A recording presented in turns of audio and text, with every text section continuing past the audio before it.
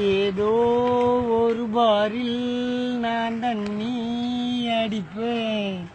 அடிக்கும் போதெல்லாம் நான் செடியாயிருப்பேனா. நான் அடிக்கின்ற சரக்கினிலே ஒரு செவனப்பு கலந்திருக்கும்.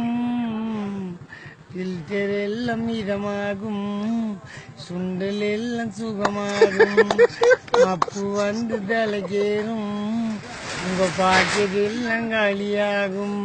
மானிட்டர் என்றாலே எனக்கு வாண்டி ஞாபகமே. துங்கி என்றாலே அது கவுந்தது ஞாபகமே. வீட்டில் தண்ணி அடிப்பது தெரிந்தால் மிதிப்பது ஞாபகமே. மிதிகள் வாங்கியே எனக்கு புத்தி வந்தது, மறந்து போனதே எனக்கு சரக்கு ஞாபகம்.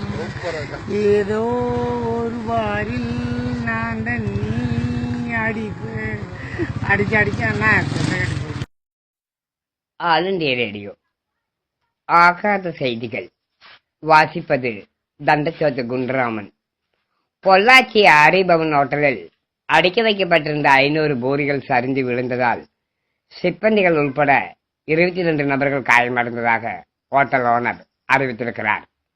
அம்பராம்பளைத்து ஹோட்டலில் இட்லி திங்க வந்த 2 வாலிபர்கள் தான் இலையில் வைக்கப்பட்டிருந்த 2 இட்லிகளை எறும்பு நகர்த்தி சென்று விட்டதாக தகவல் தெரிவித்திருக்கிறார்.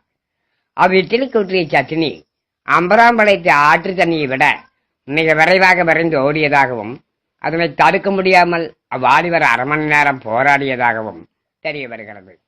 ஆனைமலை பாலத்தின் அருகே 60 டன் எடையுடன் வந்த லாரி 60 வயது கிழவியின் மீது மோதியதால் கிழவிக்கு 2 போல்டுகள் அதே இடத்தில் கலந்து விட்டதாகவும் லாரிக்கு 2 இடுப்பெலும்புகள் ஒழிந்து விட்டதாகவும் தெரிய வருகிறது.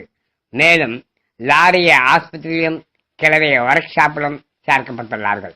நீங்கள் இதுவரை கேட்டது ஆல் இந்தியா ரேடியோவின் ஆக்காத செய்திகள். வணக்கம்.